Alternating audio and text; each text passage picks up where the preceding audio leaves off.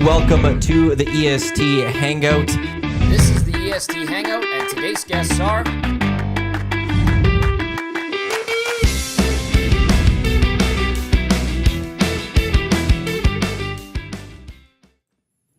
A good Monday morning to you. Welcome to the EST Hangout, which is presented by Two Hoots Hard Iced Tea, Boulder Real Brew Tea. Don't just give a hoot, give two. Matt Iwanyk, Tom Gazzola with you here on EdmontonSportsTalk.com. Tune in, iHeartRadio, as well as those watching on YouTube. And joining us today from KidSport, it is Graeme Dickson, who is here. And lots to get to with Graeme. We have an event to discuss, and also a big weekend for Edmonton sports here. Wow. Not a great weekend. Well, I was about to say, like, Big yes. Stingers fell Great, last no. night to Niagara.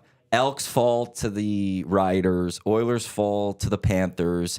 But I think the Riverhawks took 2 of 3 in their opening series. Good. So good job, Edmonton Riverhawks, for holding things together for the city of Edmonton. They're in action tonight.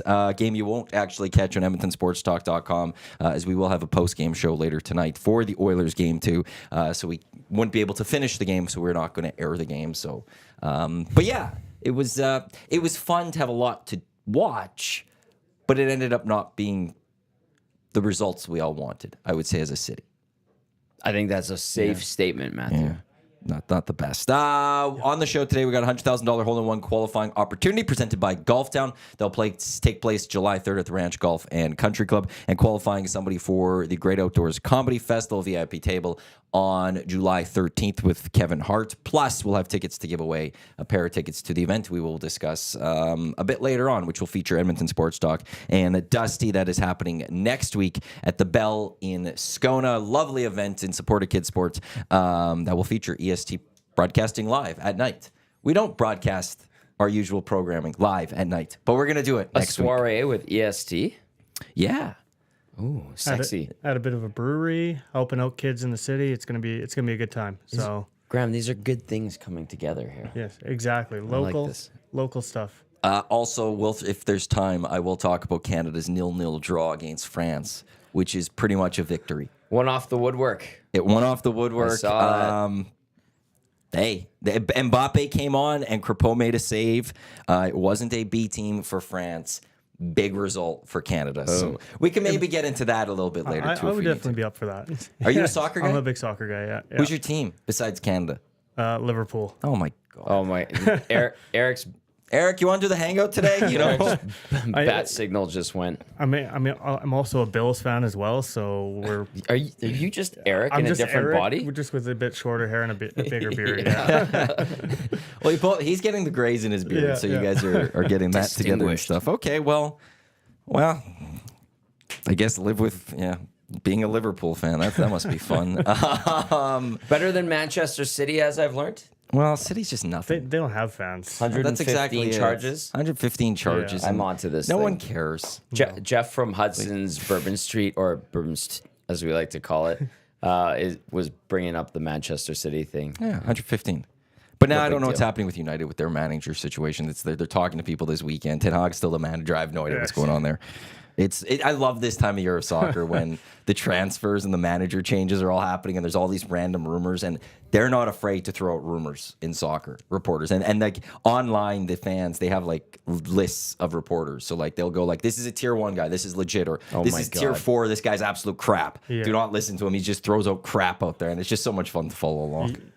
It's wild how much rumors are in footy and in Europe and that, and yeah, it's a fun time of the year. But now we've got 2 big tournaments coming up as well to look forward to. So We're talking a little soccer at the end of this show. No, there's no question about it. But let's start with Hangout Headlines, which is brought to you by the Ranch Golf and Country Club, offering premier conditions, top-notch service, unmatched value. Book your tee time at theranchgolf.com. It's the place you're going to want to be to golf this year, and it's one of the reasons why we're going to be there for the EST Classic on July 9th, and why we're also going to be there for the hole-in-one contest on July 3rd. So the Oilers, Game 1 loss. Tommy, how was post-game show? You were at Bourbon Street, Hudson's. Yeah. On Saturday night, how were fans and how was everyone taking it, and how did you feel post game went? Post game was fun. It was good. Like, we went pretty long and we had a lot to talk about. Obviously, with the 3-0 loss, there was a lot of talk about the defense and why Nurse and Cece together, and We had to break down the goals and we had to explain. And Belsey was great. This is where Sean Bell's excellent. Is he's like, yes, Nurse did miss that pass from the back of the behind the goal line out front, but there was also Kane coming back slowly, McLeod on the zone entry, and then the bounce off the end boards. Ultimately, it doesn't matter; they get scored on. And then the first goal, Belsey broke it down as well. But yeah, it was bizarre to see that pairing back together, considering how well they were separated and how strong Edmonton played defensively for the most part in those last games of the Dallas series. But we'll see. When Dregs pointed out that he expects a change on the back end, and I know people are like, you can't take out Broberg. It's got to be CC. I think it might be Darnell Nurse. He played the least amount of minutes, and the Oilers are on 15 minutes early. We got a message from their PR. Oh, so then they're on now. Yeah. So, like, I was just thinking, I'm like, what if it's Nurse? Because he played the least amount of minutes the other night, and he didn't have a particularly great night. Outside of coming back strong when he got called out or whatever, people were mean to him or hard on him. He has not been like excellent by any means. He's just kind of settled back into okay territory. So I wonder if this would be what a time to send a message. I don't know if it's going to happen, but that was a thought that entered my mind. I guess time will tell here in the next few minutes. But he did play a surprisingly small amount of minutes than we're used to seeing him playing. Plus, you had Kulak, Kulak was on the other side, playing right side with Broberg, right? They flipped Broberg to the left side, and Kulak was on the right side again. So, what if they slide Kulak back, keep Broberg in, who played a good chunk of minutes, and then they take out Nurse, and then CC Desharnais stay in? I know a lot of pointing fingers was going to CC. This was just the thought I had on my way in today. I'm not going to question Chris Knobloch. And whatever he's going to do, I'm not going to question what type of coach he is. He's not afraid to make bold decisions. I don't know if he's prepared to take a shot at the leadership core like that in the Stanley Cup Final going into Game 2. Do you want to win the Stanley Cup? This is the Stanley Cup. Is it Nurse or is it CC that was worse?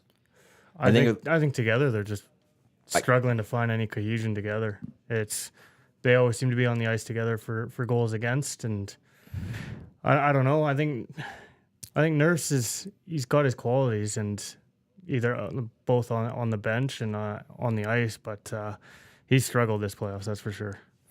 Yeah, and I'm just like Desharnais, it's just easier to bring him in for a CC right side as opposed to the left side with that situation. No, you had Kulak playing the right side for the last few games, and doesn't he not like that? That was one of the things that I think was thrown out there by Rob Brown, was that one of the reasons why some things is that Kulak isn't comfortable playing on his offside. So then they slide him back. Nurse did play 16:09, and like I said, that was the least amount out of all defensemen the other night. That's why I thought maybe it's Darnell getting the yank out of the lineup. He's part of that leadership core. He's part of that group, and that's where it's saying Nurse for Desharnais in the lineup, and you're keeping CC out there. Like that is a real bold shot. And do you want to win the cup? You got to make those decisions. But who has played like crap in these playoffs? Outside of one game where he got called out and had 12 hits, and we applauded him for bouncing back to have a decent game. I think he was still like -2 in that game, wasn't he? Yep, right out of the gates too. Yeah, right out of the gates. But it's not like CC has been great either. Cass makes an interesting point. I'm not defending CC here. I'm just pointing out some things. Cass made a point throughout the season, and listen, Cass and CC played together, but on the post-game show, Cass said, there are times where Cody CC is stuck dealing with Darnell Nurse's messes, and he's been on the brunt end of things. I think you look at the games that they split CC and Nurse up as well and put Desharnais with Nurse and Kulak with CC, and what pair looked better? It was Kulak and CC, you would argue. We've got the news. Ryan Rashad, this just coming from him. Desharnais in for CC, taking reps with Nurse. Right. So it'll be Nurse with Desharnais. CC looks like he's potentially on his way out of the lineup. Although Darren Dreger was floating out there, would we potentially see 11-7 with the Oilers, so we'll have to wait and see a little further from practice. But there it is from TSN's Ryan Rishaug. Desharnais in for CC, taking reps with Nurse. That from 45 seconds ago. So won't be Nurse, it will be CC. Again, that was just me spitballing as I was driving in, because Darnell did play the least amount of minutes last game on all the defense. But that's not the case. I wanted to get juicy here. Yeah. Not happening. Well, if you want to get juicy, then maybe should there be a change in goaltending? No. We saw that already. We've seen it all. Did you get those on the postgame? No. No, nothing in goaltending? No. Because I went to my mom's yesterday, and I was riding up the elevator, and there was like a couple of people talking, and there's a couple and another guy, and I just didn't want to get into it, but he was going off on Skinner. There might have been and the wife was just like, it's not his fault, like they can't score a goal, and I'm just sitting there like, I'm not getting into this right now. I'm staying quiet, but he was going off on Skinner. I'm like, no, I don't think we're looking at that game going, Skinner's the guy to be focused on. There might have been a couple that we didn't read on the show because they were dumb, and Belzy, I think, did his eye roll multiple times when he saw those texts, and I'm like, yeah, no, that's not it. That ain't it. That ain't the problem. I couldn't blame Skinner on either goal, really. The first one across the seam, and you just got to get across and hope it hits him, essentially. Yeah. And the second one, it's just in the slot from behind the net. Bang, And bang, it's play. just bang, bang, and yeah. And look, you're not winning a hockey game, let alone a Stanley Cup Final, if you don't score goals. And Bobrovsky played great. He's a great goalie. But that's, to me, one of the things that you have to kind of look on for this team going into tonight. You got to score a goal. Yeah. You're not winning a hockey game if you're not going to score a goal. So how are you going to beat Sergei Bobrovsky? Mm-hmm. And that's one of the bigger questions that we're going to have to see moving forward. And we'll have to pay attention to that, obviously, tonight. But, yeah, if you're going to tell me my goalie's giving up 2 goals going into a Stanley Cup Final, if you said before the game, Skinner's only going to give up 2 goals tonight, I would have went, awesome. The Oilers have a good shot at winning that hockey game. And overall, they played a good game. They just couldn't find a way to do ultimately what they needed to do was get the puck past Bobrovsky. But you look at all the advanced numbers, or you look at those meters that are out there, and the Oilers were like a 96% deserved to win meter or whatever it was, and all of that. Like they played really good, and I'm assuming the Oilers feel really good about most of what they did, and are confident going, they could go win this game tonight. They're not going, wow, we need massive changes to fix this. There are massive changes, by the way. Oh, okay. Okay. Well, one is Kane looks like he's not playing, according to Shoggy. You see it? I'm just looking at everything right Would you now. like me to read it out? Go for it. All right. It looks like a line of Henrique centering Holloway and Draisaitl, unless Draisaitl is at center and Shoggy just put Henrique down the middle by accident. Kane not skating. McLeod with Fogle and Perry, nothing new. Carrick with Janmark and Brown. So a little bit of a tweak there. And then Carrick coming in. No placeholder for Kane, says Shoggy, which indicates he could be out. We'll see what Knobloch says. What do you make of that? I think Kane's a guy that you want him to find his game. You want him to be in that lineup against guys like Tkachuk and the big Florida team. But if he's not ready to go, He's that hurt. That's the thing. And he's slowing down. Like he's not able to play the way he needs to play to be effective. Then he shouldn't be in the lineup. That might be the case. Wow. See what Knobloch says. But yeah, if you didn't catch it, there's a line of Holloway, Henrique, and Draisaitl skating in Florida right now, with Kane not on the ice and no placeholder, quote unquote, for Kane, says Ryan Rishaug, which would indicate he could be out. And Rishaug adds, we'll see what Knobloch says. So Knobloch will speak in the next 30 minutes? Yeah, they only skate for like 15, 20 minutes now. So. And then they go speak to the players and then coach? Correct. So we might be on while we're... Yeah, it'll definitely be happening while we're on the air for Hangouts. So. Oil Stream, today at noon. Yourself, Dusty, will be going, and I'm assuming lots to now get to, and we'll have the audio for that. So yeah, the lines, Stoff has them too. McDavid, Nuge, Hyman, Draisaitl, Henry, Holloway, as we've said. You've gone through everything else. Ryan and Gagne skating as extras, and then Kemp and Cece were skating as a fourth pairing defense. Skinner and Pickard, the goalies. So this is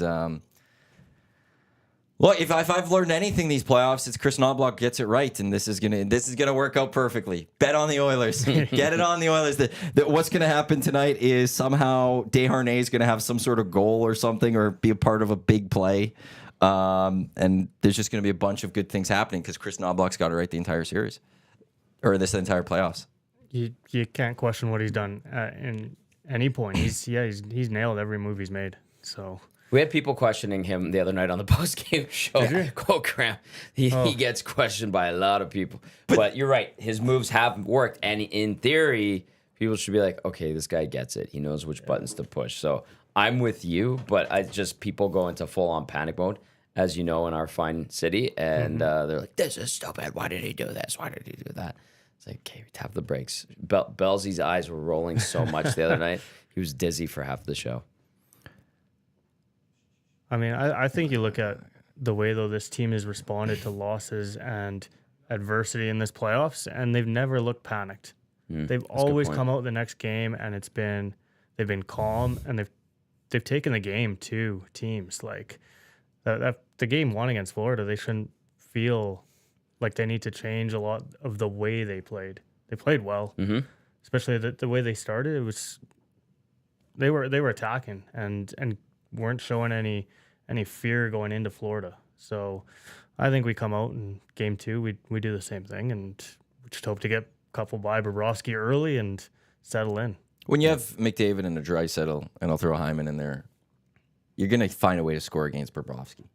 He's not going to shut you out an entire series. Like you're gonna have that offensive firepower, as you're saying. Like if they play a similar game, they're probably going to score a couple of goals. And so can you just make sure you don't give up that second or third goal in a game to win that hockey game? So, like, I don't think anyone should be panicking yet when it comes to the Edmonton Oilers, and I don't think what Chris Knobloch's doing is any sort of panic thing. He just knows when to make changes and to make those certain changes. Rashog did tweet out the full lines afterwards, and with Kane adds, again, Kane not skating, but Henrik looks to be playing with 97, so if Kane is in, likely on the bottom 2 lines. So now adding a little preface of, well, if Kane might be in, but bottom 2. So continue, though. We will wait to see what Chris Knobloch has to say afterwards. And I'll also be intrigued if he says anything. The one time, there was only one game this year he didn't. When he did those big the 3-line change with Corey Perry and McLeod coming back in. Yeah. And Broberg coming in. He didn't say that. He just said there will be lineup changes, but didn't comment. Then the media, you guys all figured out who it was because he was skating on afterwards. We literally walked over to the rink and we're like, oh, who's still out there? Oh, those 3 aren't playing. Okay. But every other time, Chris Knobloch's been very open about his moves. He's been very open about his changes. Yeah. So I'll be intrigued which Chris Knobloch we get up there. If he's going to explain what's happening or what's happening with Kane, or if he's going to be a little more coy and play that gamesmanship and not throw anything out there as the Oilers do get set to take on the Florida Panthers. Game 2, 6 o'clock out in Sunrise, which means the GCL Oil Stream pregame show live from Hudson's White Ave gets going at 4:30 right here in Edmonton Sports Talk with Tommy, Cass, as well as YTT. So must win. We going there? Yeah, I don't know, man. This series could go so many different ways. What do you think, Graeme? I don't think it's must win because I feel we can easily take 2 at home, no matter coming back 2 down. But it would do a lot for the arena coming back to be split 1-1 and to give those guys a big push. Because if we come back split 1-1, I mean, we've obviously played probably 2 good games and are carrying a lot of momentum back into Rogers. So it's not must win, but man, it would be nice to split. I think if they, like Graeme was talking about earlier in the show, if they do play the same way and have the same jump on the Panthers, and I know I was listening to the boys earlier, but Ray Ferraro was saying that was like the worst game the Panthers have played in the playoffs. I think a lot of it had to do with how well Edmonton was playing. So if Edmonton could continue that, get one by Bobrovsky, maybe elevate the puck once or twice, and then when you do elevate it, not over the net and over the glass like they did when they finally started lifting it, but if you get to Bobrovsky, get him early, and you give the same type of performance you saw in game 1, I think they're in a good spot. So must win. Win them all, man. Yeah, sure. I'll say must win. Go for it. Yeah, I'm not full must win. I think they could come and take 2 at home. I'm a casual must win. Yeah, no, I get that. Yeah. Yeah, sure. Going down to the Panthers not going to be easy, but I will go back to the Stars fell down to at home and went to Vegas and took 2 against a very good hockey team. And the Oilers are a good hockey team at home, and I don't think I would put it past them to go down 0-2 and find a way to win the 2 games. You know, I didn't think they would win 3 straight against the Dallas Stars. And that's how they closed out the series, was they won 3 straight against the very good Dallas Stars hockey team. So I won't go as far as being like, yeah, if they lose tonight, must win. But it really hurts their chances. It totally does. It makes things very difficult. And as Eric and I know Dusty were talking about it on the morning show a bit there, it's, look, every game in the Stanley Cup Final is important. Yeah. There is no easy one in this series. So they all have a very significant level of importance to them. But if they were to fall, I don't think it's end-all, be-all, and let's start mapping out the draft and freight and seeing what the Oilers need to do to take those 2 next weeks. steps. I know, This is insane. Which I think you had. Ken Holland will probably He's going to be running. He'll be running, which is just but there's other fascinating. guys that are there that are setting it all up. One thing we have learned about the Oilers in this postseason is it takes a game or 2 for them to adapt to the opposition. Now, most of the time they either get a win in one of the first 2 games, or they're coming home playing well and have that split. So that's the difference if they were to quote unquote lose tonight, or not quote unquote, but just straight up lose tonight. But I like their chances of getting the split.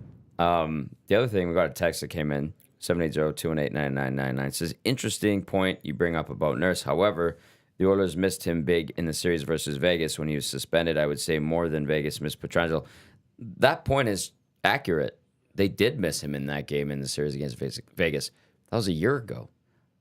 He's not playing as good as he did last year in the playoffs. Simple as that.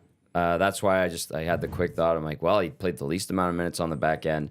He has not been good this postseason. He had 1 decent game. We gave him praise because we were hard on him, collectively, fans and media, in that Dallas series. But that isn't the case. He's not being pulled out. And then somebody theorized that maybe he's hurt.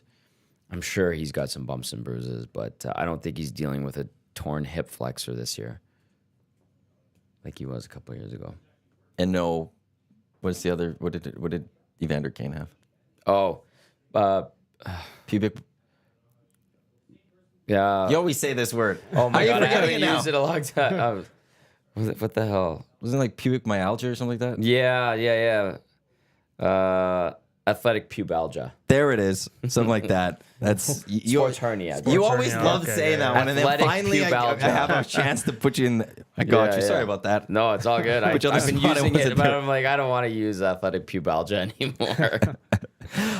In the nasty chat quickly, Jason Summers says we got to make sure we do get to the footy talk because you lived in the UK and can talk about those dummies for a while, and also to remind you about the last Euro final. # Forza Zuri. Yeah.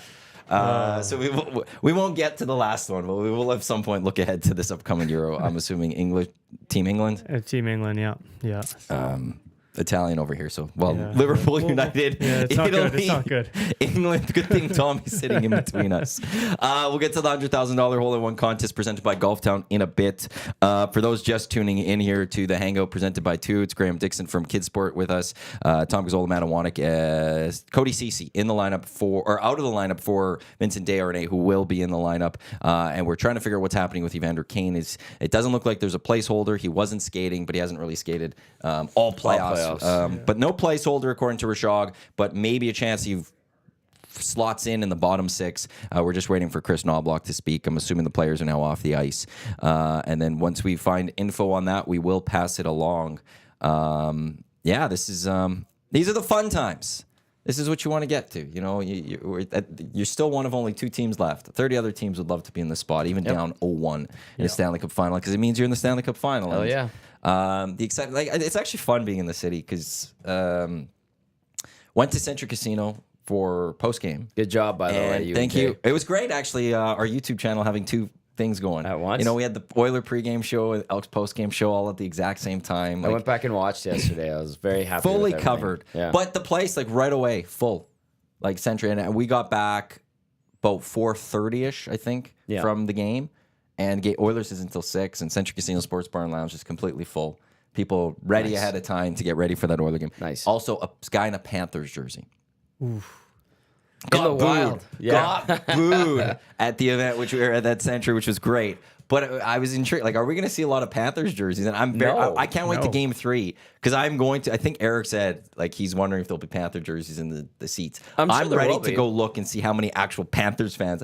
Well, you just don't think there's a lot of Panthers fans. Ariana Grande is a Panthers fan. She got hit by a puck when she was a kid at a Panthers game. I'm gonna admit I had a Panthers jersey when I was a kid. Graham, explain this. It was when they came in the league in '94, so I was right. like Okay. grade 1 maybe. Yeah. And just absolutely loved that jumping Panther logo, and yeah, just wanted a cool jersey, so I asked for it for Christmas They and were got pretty it. nice. And obviously I'm not a fan. Couldn't name a player on their team back then, but Big Doug McLean fan. Doug McLean Was a huge fan of Doug on the bench as a Bill kid. Lindsay. Bill Lindsay. No, I don't know. He had a Kachuk jersey too, by the way. The guy at Century. Oh, it was okay. even a Kachuk So it's Panthers fresh, jersey. yeah. So it was. Ugh. Yeah, they booed him pretty good. It's just not something I was Understandably so. expecting. But I'm just intrigued. How many? Prices aren't cheap. No. To get in, you're gonna pay to get in for Game 3, and you're wearing a Panthers jersey. Like, okay, like diehard. Like, I'll full respect if you're a Panthers fan in the city of Edmonton, and you're gonna rep yourself and your team. There might be a few that make their way up here, but I doubt it. It's so hard to get from there to here and vice versa. But there's some diehards. Well, I'm thinking just in Edmonton. I don't think there's Yeah. a lot of people traveling from Florida. I don't think people in Florida know where Edmonton is for the most part. This is a valid I also point. think that they look at them like, I'm not going to Edmonton. As much as I love this team, going where? I'll just stay here. They probably think it's still cold up here type thing. Yeah. I don't need to go where it's snowing. It's I mean, it was cold on Saturday. Yeah, it's not particularly nice right now. Right, so. but they probably think that it's still minus like 20 degrees, that we live in the igloos and it's year round and don't? stuff, and they won't want to come up here. They're going to be shocked on TV when they all of a sudden go, oh, look, they don't have snow. What is It's this? very green. So that's, You know what else? I had one more thought. We need to get another headset. So we have 4, yeah. are you going to have 4 on location? No, so because you and Jay Yeah. had headsets. No, yeah, we'll have to, We should buy another one. I'll be taking it. Now we'll have the headsets. Now we'll have to just rotate the equipment. Yeah. Because if you could bring, this is great program. It's just doing off-air stuff, housekeeping. You bring the equipment in tomorrow. I have it here. Well, you need it tonight. Yeah, that's true. You bring it tomorrow, then you don't need it till Game 5. Yep. So I'm glad Gonna we get cleared back the to- air. That's good. we got that I'm glad going. it's We good. got that going Yes. because. But I was just like, we need busy another time. headset for you guys. Because tonight, Game 2, you got GCLD's Oil Stream pregame show. Thursday will be Game 3. You'll be at your satellite studio downtown. Elks, Als on Friday. Yep. Then you got Oilers, Panthers, Game 4 on Saturday. Yep. And then we're going into next week. So lots of pre and post game coverage coming up this week here on the station. Also, Calvin, if you're a Florida fan and willing to pay the Edmonton ticket prices, good for you. Yeah, I'll agree with that one up there. And just double check and make sure we're not missing anything when it comes to the Oilers, because now this is just refresh city. Keep refreshing Twitter until someone sees something so we can update on that. Before we get back to the Oilers, because now we'll just wait for Chris Knobloch. You watched the Elks game, but you were a season ticket holder of the Elks. You were on the sidelines. I was in and out of the game, but watching it all and covering it fully. What's your guys' takeaway from the Elks' opening game loss to the Saskatchewan Roughriders? I'll say I've lived away for 5 years, so I feel like the CFL has completely changed. I think that they showed a little bit of promise, but you're not going to win fans back with that fourth quarter performance. And Yeah. you close out that game and maybe you get some city spirit behind you off the back of the Oilers run a little bit, but to then see the way they lost that game it was disheartening to see. In saying that though, like the old legends of the Elks Eskimos franchise was really cool to see on the TV broadcast and that. And I didn't get any CFL in the UK, so I had all NFL, which I'm a big fan of. But man, that CFL game is exciting. I watched the Toronto game yesterday as well, and it's just something. It's a different game, and it's never over, really. No, good point. I'll also throw out this week, completely wasn't expecting all of a sudden the Als and the Argos both to win their football games. Yeah. And the two teams I thought were going to be the best in this season, both are 0-1. Yep. And I didn't know what to make of the Argos and the Owls. I thought, you're just taking on the Bombers, and both looking really good in their wins. Smack them The around. East might actually be pretty decent when it comes to their top 2 teams. So I'm just going to throw that out there. Also, credit to the Edmonton Elks organization and Evan Dom and Dave Jameson as well for what they did all of last week with the 75th anniversary, from the annual dinner to just the big autograph session, having all those alum. It was a great kickoff and a great celebration of the 75th season of the Elks. It's just too bad the team couldn't finish it off in that game. But everything else beyond that, excellent job to the Edmonton Elks on that 75th. So, and those jerseys, actually, I like them on the field. Hard to read really the numbers. Nice. They're hard to read the numbers, Yeah. though. There's times I didn't get to watch, obviously, the full game for Dusty's, but it's like at times I'm just looking, trying, like, I don't know who that is. When Mayala scored the second touchdown, I was like, I think that's Gittins. No, is that Mitchell? Like, who scored? Like, didn't know. Yeah. Had no clue. Yeah, listening to Dusty, they had to go they had to get the zoom in shot. But they do look nice outside the numbers. Morley, I was talking to Morley really quickly. He's like, God, those numbers. And then I'm in the booth saying hi to Dusty, and he's like, I can't even tell who that is or who that is. I think that's that. I think that. I'm looking, I'm like, yeah, you're in trouble today. And he handled it very, very well, him and Suits. Missed field goal. Okay.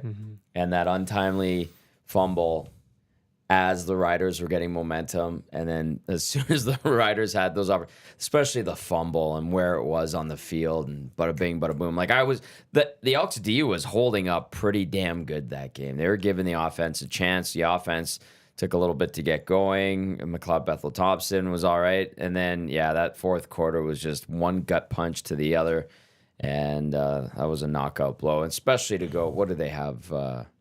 21 unanswered. Riders had. Yeah, it was at one point it was 21-8. Yeah. And then it became 29 to 21 or whatever. 21, Yeah, so 21 unanswered. Like that, you can't have that, especially when you have so much time to work, and that's frustrating. McLeod Bethel-Thompson owned it, even though I don't think it was his fault completely, although that interception late wasn't particularly great either. Yeah, that's too bad. But they showed some signs. Like, if you want to look at silver linings, the defense had some great moments again, and then the offense started to wake up a little bit, but still some sloppiness there. And ultimately, it's another Elks loss, and Mother Nature also didn't comply. That was the weirdest thing. Yeah, it seemed like a bit of a sloppy game. Yeah. It was. Which, in those games, I think you want to get that run game going a bit and give your quarterback some easy second downs, and there wasn't a run game on our side. Yeah. They didn't have one either. They lost an the front seven of the Elks defense was excellent. Yeah. They shut down AJ Ouellette, and for 3 quarters didn't allow that offense to really do anything for the Riders. But then flip side, the Elks O-line, I guess, couldn't really open up those holes, and the Saskatchewan defense did a great job of stopping Kevin Brown. The difference is, as Jay pointed out on the postgame show, was the Riders kept rushing the ball. I think AJ Ouellette ended with 18 carries. Yeah, Kevin Brown had 7, and Javon Leake only had 3. So they only rushed 10 times with their running backs. Take away the Prukop, sneaks; those don't count. They stopped running. In the second half, they didn't try to reestablish or get that going at all. They just went away from it. The offense just is at times a little too bland, a little too boring, a little too conservative. It's almost like Steve McAdoo was back. Oof. That's what it felt like to a degree. And I've a bit too many 3-and-outs. But I will take it. There's a lot that happens in week 1. You never know if it's rust. You never know if it's, there's a lot of different things in week 1. I'm also not going to overreact to this loss to the Riders fully. I'm, though, very focused on Friday's game against the Owls, because now the Owls, to me, are a good football team. They showed what they could do against the Winnipeg Blue Bombers, and I'm not going to say I need to see the Elks win this next game. They need to be close. And if they're not close, oh boy, I will be teeing off on that post game show, and I won't I will have the Chris Jones countdown clock to when he should lose his job starting. I will be beginning that. I won't say that he should be fired after that game, but it's going to be okay when I look at the rest of the schedule. Now Toronto looks good, and then you got BC, and before the bye week, are we going to see this team be competitive? That's now the big question I have going into the final 3 games before that bye week is, can they be competitive against the top teams in the CFL? Because if not, what are we doing here? This was supposed to be a win now season. So, and then part of that too is last year they blew it against the Riders in the first game, couldn't punch it in from the 1 on 3 tries. They self-destruct in the fourth quarter this year against the Riders. can they mentally recover from that going into next week? They didn't last no year. choice. Are they going to be able to mentally recover this year? I think they need to, not only just for the season, but also it's your second home game, and then you don't have a home game for another month. For the 14th, July 14th. You need to put on a good performance in front of your home crowd, especially trying to build that crowd back to where it really should be in this city. And if you give them two losses, 2 duds to start the season, they might not even remember you have a game in a month back here. No. Sad but true. And it's not exactly a sexy opponent when it's Ottawa coming to town.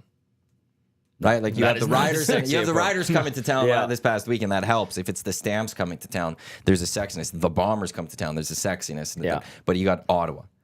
And that's going to be like the ticket sales will be very tough. And as this team is trying to sell as well, they still have to make sure people come to the games. Yes. And so Penner's Pancakes did ask, are you concerned, Matt, with the double E attendance this year? Sorry, but 28,000 announced with half being Rider fans for home openers unacceptable. If they start 0-4, what will the crowd be at the Ottawa game? Look, there are a few things going against the Elks, though, in that one. Moved up time, bad weather, and it was an Oiler game day.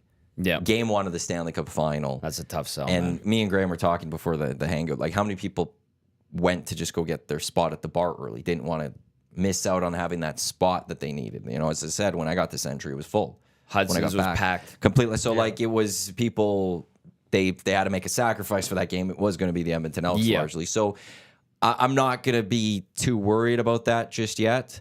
Friday, I guess we'll see.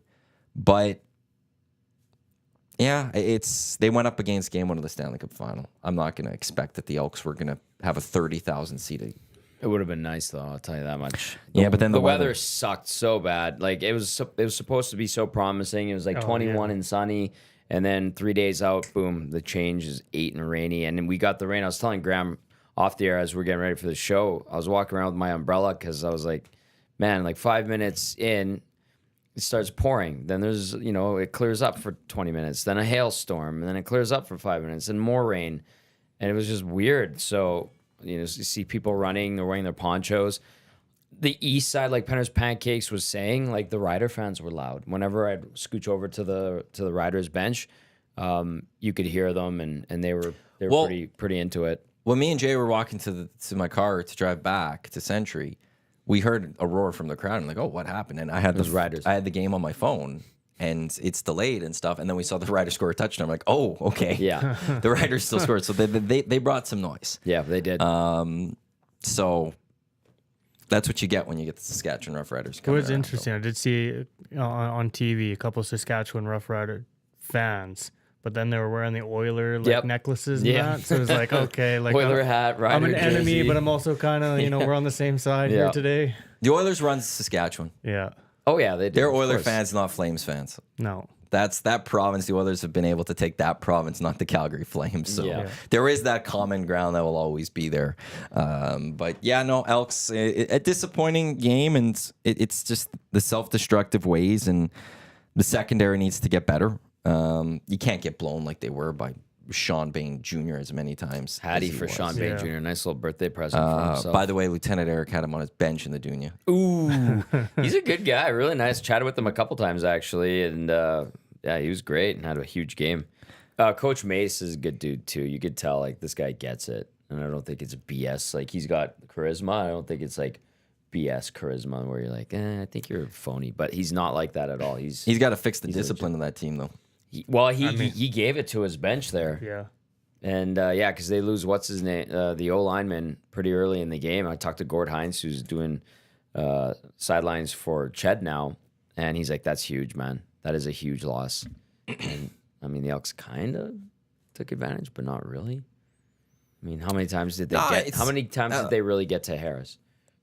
I forgot what it was credited. I think there was 2 sacks Yeah. that I saw. I will say, like, in the end, they were up 21-8. They played a good 3 quarters. The thing was, they could have probably extended that lead if they just played a little bit sharper offensively. And that's where I'll go. Is it rust, or is it, like, is Jarius Jackson just going to go with a slow roll of opening up the offense and opening up the playbook, or is this what the Elks offense is going to be? So I think, like Tom was saying, though, is it tough going from maybe one series where it seems like it's dry to the next series where it's raining, Yeah. and then you got wind, and it weird. would have been a tough game to, I think, play offensively. It would have been easier to play defensively. Yeah. And Boris Beatty's got to make that kick. As Yeah. much as Yeah. Javon Leake also may have that fumble, which he had some fumble issues in preseason. They brought in Boris Beatty because they needed someone that they could trust a little bit more to make kicks. Yeah. You could have just stuck with Dean Faithful if you wanted it. If those are the kicks you're going to make in those Dean importance, Faithful right? can miss that one for Right, sure. like that's the thing. Like it's, you could have you didn't have to bring it. Like you've been paid, Boris Beatty, to come here. It's late in a game, 4 minutes or whatever left to take the lead. You didn't even just miss. It was had no gone. chance. It was it wasn't It had even no close. chance. So like you need to at least get a single then at that point, right? Yeah. Like it's go tie the football game. Yeah. If you're gonna miss, get that single. But he missed so much that the angle was there for the Riders to take it out. So, the couple of new additions, I'm excited about them for this team, but they need to be absolutely better. Elks Als coming up Friday down at Commonwealth Stadium, 7:00. The Green and Gold kickoff show live from Centric Casino Sports Bar and Lounge. Myself and Jay Milne will be going at 6:00 on Friday. Their game day specials includes the 6:00 lager in a can, as well as a cheese and jalapeno smoky. That is awesome. Green and gold, Delicious. in that sense. Delicious. Can't wait. I didn't jump on that one this week, but I will be doing that one on Friday to give it a try. So the cheese and jalapeno smoky, the game day special during Elks games this year at Century Casino Sports Bar and Lunch. And they also give us little posters. I saw that. It looked really good. I talked to Renee already. I'm like, I want one of those. Yes, I'm you keeping do. one. Yes, you At the end do. of the season, I want it. Rams fan getting into the inbox. 780-218-9999 says, too many hitch and screen passes for my liking. Let's get a no. Do you want to do a Dunia update? Rams fan is asking. So I haven't done I didn't get the full CFL stats package yet from I thought they yesterday's fixed game. that. No, like Oh, I okay. take the full. I'm not on the email list. Oh, I need to okay. get the guys from the CFL to put me on the actual list, so I don't get there's a special stats pack Yeah. that goes to the media. So it'll be up online for me today. So I have to do yesterday's game. It looks like the Sacramento Gold Miners will go 1-0, and the San Antonio Texans will go 1-0. But I'll have to double check that.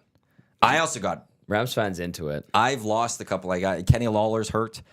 Brady Oliveira was in street clothes yesterday practicing. What else happened to my team? Or is that it? I think that was it. That was it. It was a couple just like, oh boy, I'm dealing with injuries early in my fantasy. Early. This isn't good. Ouch. And Lawler's going to be for a while. Yeah. What did they put him on the 6th game? Right. They will, I'm assuming. And But it's fractured elbow. I didn't see fully yet. that's what It's I just saw. now I'm in the waiver wire looking for that next wide receiver. And Justin McInnes, though, got a touchdown yesterday for the Lions. So There you go. boom. Rams fan says, Tommy, how did you like the sidelines and reporting there? I enjoyed it. It was nice to be back. I was very surprised when they called me, but I'll be back on Friday. So it's just cool working with Dusty. So a lot of great alumni. JMO was in his element. JMO's always in his was element. So good. It's great to So watch good. him at Commonwealth because that's where he's home. As Yeah. much as he was with us back at the old place for a number of years, I think it was going to be 10 years me and him were together. Yeah. Just a few months shy of the 10 years. Seeing him, like I remember me and her and I went for the Ricky Ray retirement night and just seeing him there, like this is where JMO belongs. Boom, like this. This like that, is his directing home. traffic. He runs this place. Yeah. Sorry to everyone else in the Elks organization. JMO could have been removed since, what was it, 2012 might have been his last year, something like that. Yeah. That's still his stadium. That's still his place. He dictates how things Well, go. I mean, Dahmer and Hernan are doing a great job. yeah, but And it's still JMO's ahead of them even. Sorry, boys. It's still JMO's place. Dahmer was They'll so agree. busy. He had so much. Yeah, I know. But like Dahmer had so much stuff on his plate. I felt bad. I didn't want to bug him too much during the game. And then Nanso, I love the shell that Nanso is starting to grow, the crustiness. He's like, okay, he asks guys for stuff and then they give him brushback. He's like, you do whatever you want. I don't care. If you look like an a-hole, you look like an a-hole. Nanso gets it. JMO has like molded him into the next wave so well. He's so good. I love it. Anyway, it was great to be on the sideline. Thanks for asking, Rams fan. And I'll be back this week. So should be good. As we wait for Chris Knobloch to speak, let's do the $100,000 hole-in-one contest. Keyword presented by a Golf Town. Swing big this Father's Day and find dad or yourself the perfect gift at Golf Town. Whether dad's a seasoned pro, just starting out, Golf Town has everything you need to hit the greens in style right now in advance of Father's Day. They got a flash sale online. Save up to 40% off, including brands for TaylorMade, Cobra, Puma, Adidas, Nike, and more. 3 days only. This ends June 12th, and it's online only, so you got to head to golftown.com. But you could also go in store to find great products. And if you can't decide, are you a golfer, Graeme, at all? I am, yeah. Are you specific on what you like to golf with? Like, do you have brands, golf balls that you're specific, or are you pretty open, laid back? Really, whatever's on sale, to be honest. Okay, you're one of those. Okay, that's fair, because some people look, if I'm not a dad, but if I was, I would be saying, like, I want the gift card because I want to pick my specific balls or things like that. So if you can't decide, or if dad is a little more like me and just really particular, gift card. It's the way to go.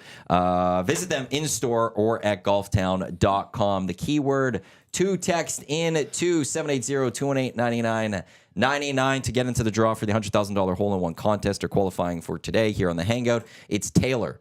Taylor to 780-218-9999. Care to guess?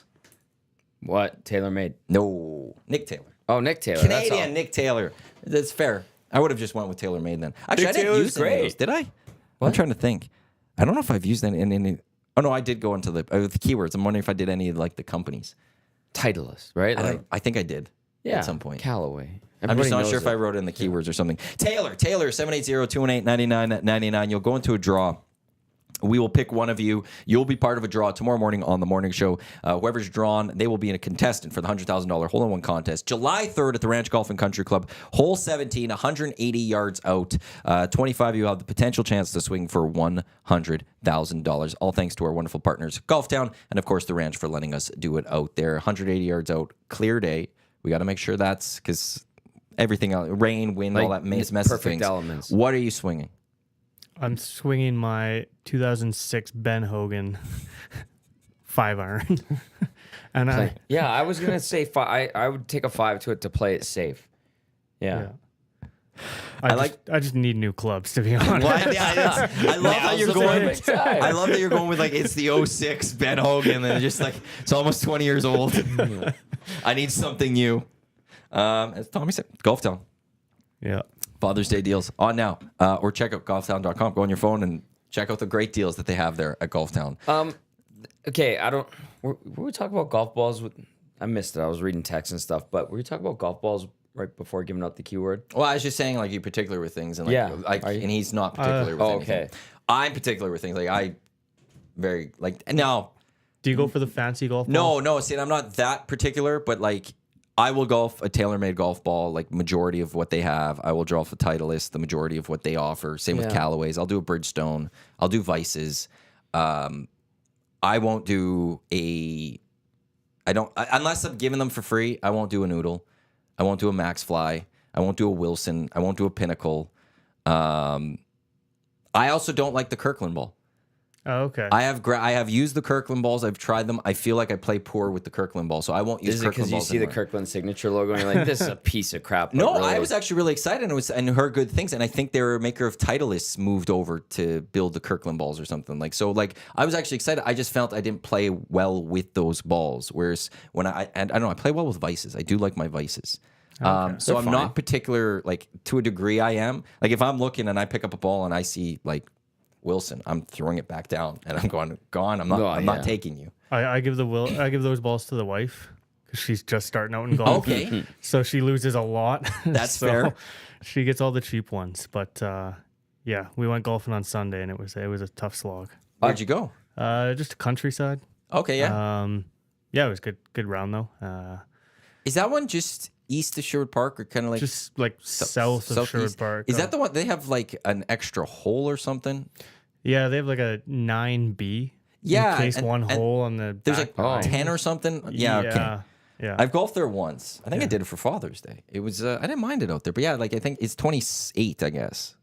Yeah, technically. Because there's 3 9s, but then one of the 9s has 10 holes. Interesting. Yeah.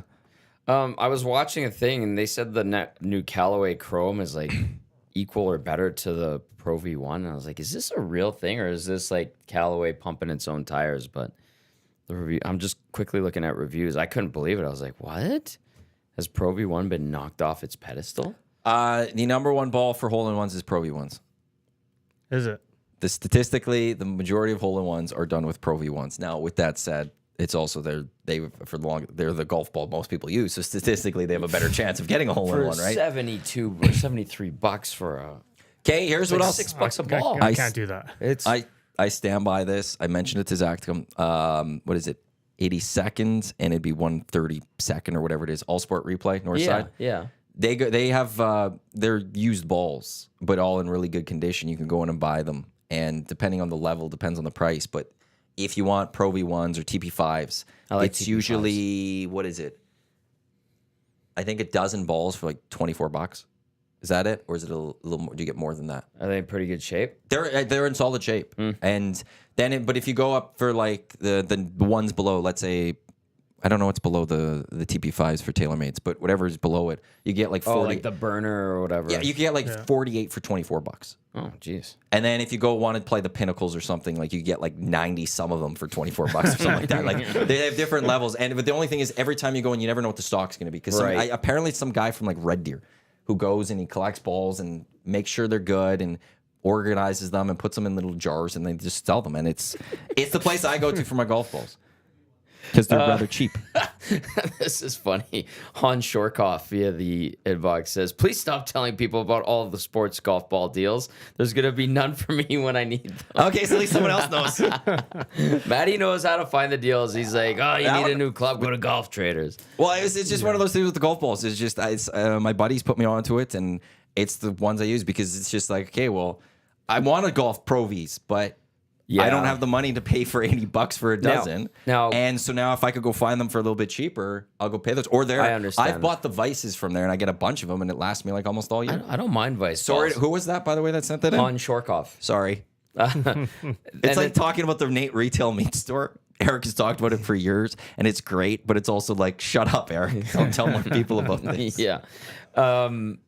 Also, if you like playing brand new balls and not going and getting the slightly used ones or ones that were one shot and lost and then found, Golf Town also has like great deals on balls. Murray B, our buddy who helped get this lined up, he's always like, hey, we've got a sale on this, this, and this. So I don't know. I'd prefer to just it's something about get the box. Brand new. And I get pull like, them out of the sleeve and you put however you mark up your ball, and it's like, oh yeah. It's a full risk. Although I just love walking into Golf Town and just wandering. It is. It's like, who was I talking to? It's like a playground. Maybe it was Dustin with a Y. I think I saw him at the Riverhawk team. I think it was him. We're saying like it's another version of like a Home Depot, like how some guys could just walk Home Depot. Yeah. For me, it's Golf Town. I could walk into Golf Town and I could spend a good like 45 hours there just looking at everything, looking at all the shirts and the pants and looking at the putters and looking at the clubs and then going to the balls, accessories, bags, shoes, just looking at everything. I know. I could, if I had the money, I could spend so much money in that store. Yep. You're like, that's nice. Oh my God, I want that. Oh my God, that is expensive. I need that though. How do I justify it? I can't. I'm going to buy it anyway. Damn it. You got me again. I still got the 3 hybrid that I have in my office right now. I got that for $5 at clearance at Golf Town. It looks like it. It's a great club. It's a Callaway. I know. I'm just It's done teasing some you. great. It's treated me extremely well. So I'm a big fan of that club. Most of the time, I hit that one well. We need to send Zach to come over there because Yeah, what we he's hitting is absolutely. Although he ridiculous. went to the driving range, he's supposed to have gone with Dustin with a Y yesterday. So we'll have to find out. You're gonna have to read that now because Fergie's prostate. Oh, that's gonna be terrible. Maddie, you can't even afford pants. Oh, One-Eyed Pete You says... love these legs, Fergie. You love looking at these. Fergie. One-Eyed Pete says Strixon balls are actually nice and still reasonably priced. That's I always forget about Strixon. I like Strixon balls too. That's what I'm using right now. Yeah, it was they're good. 2 for 1 or buy one, get one 50%. So I went with those. And yeah, they work pretty well. Yeah.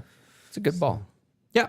No, and that's again where I'm not picky with golf balls in a sense, is I could golf a lot of brands, but won't golf the lower But ones. there are some absolute no's. Pinnacle, Wilson. Yeah. Although, is Wilson? Wilson Staff. Yeah. Whatever it is. Yeah. I just know. Noodles are like, I've gone I don't mind Noodle. I don't mind them, but I prefer not to golf them. Yeah. Kirkland Sig, no. What else? There's a couple in there where you're just like, I don't need this. Have you hit the Bridgestones? No. I like the them. Bridgestones. Yeah. The E6s were my favorite of them. I think I had Yeah, I lost a bunch of them last year. Did not have a good year last year. I haven't even golfed yet this year. It's very disappointing. Wind just hasn't, or the weather hasn't been as great. Uh, And then the Oilers are playing all the Yeah. time and all of that. The courses are finally starting to look better now, though. Yeah. I went out early and they were all so bad. Like they did Just not dry. winter well. Damn. I know one that did. Ranch Golf and Country Club. They did. That's by all accounts. They looks always great. figure it out there. That's like the one course that seems to always do it right. But usually early days for most courses, it's not there. Was that Ian Fergie again? Yes. Can I? Go for it. This is again from Fergie's prostate. Is this who about says, me? Yeah. Okay. The last time I saw legs like that, they were sticking out of a nest. Oh, Fergie. Okay. Sure, Fergie. Sure. And this after we said good things to Ty Jordan on Friday about the St. Albert Rugby Club and go say hi to you and all that. And this is the thanks I get. Thanks, Fergie. While we still wait for Chris Knobloch to speak, this is the EST Hangout presented by Two Hoots Hard Iced Tea. Matt Iwanyk, Tom Gazzola, Graeme Dickson with you here. Let's talk about an event that's coming up next week. It is Bids for Kids in support of KidSport, 5:30 to 8:30 next Wednesday over at the Bell in Scona, presented by our partners GS Construction. Dusty will be there. Some members of EST will be there. Fingers crossed, maybe that Rashad could be there. 90s theme night, so dress up, come out, have a good time, support a good cause. You can grab your tickets at KidSportsBidsForKids.com, and you'll go into a door prize draw as well, which includes a mountain getaway to Jasper, which will include a dinner involved with that. This is going to be a fun little event that's being planned next Wednesday. Yeah. So for those that miss it, my name's Graeme. I'm with KidSport Edmonton, and we're a national organization, but our organization, our chapter is Edmonton, so we support local Edmonton kids. And last year we're a nonprofit charity, and we help subsidize sport registration fees for kids that are coming from families facing financial hardship in whatever way, whether that's new Canadians, whether that's single parent families, whether that's just families just having a difficult time. And we know the world right now, it's tough. So last year we supported 3,700 local kids get into sport, with over $1 million in sport registration fees paid, subsidized from us. So, this is a big event for us. So big thanks to the EST for coming on board and being a part of it. Next Wednesday, Bell and Scona, 5:30, 8:30. You'll get fed there. Bell and Scona is doing some really good things with their beers, where they're going to kick back some sales to KidSport, and some good silent auction items are available to bid on, including, we've got a trip for two to Kananaskis Lodge with 2 Nordic spa passes. We've got a couple tickets to Elks games, the Labor Day rematch in their presidential suite. Nice. Signed Oiler memorabilia. I think we're working on a dinner that's going to be hosted by Dusty at Ruth's Chris. So, lots of different things to get on with. We've also got some tickets to Kevin Hart as well to give away, tickets to Snoop Dogg. Nice. So, we've got something for everyone, I think. Golf rounds as well. I think one with Craig McTavish. So, Nice.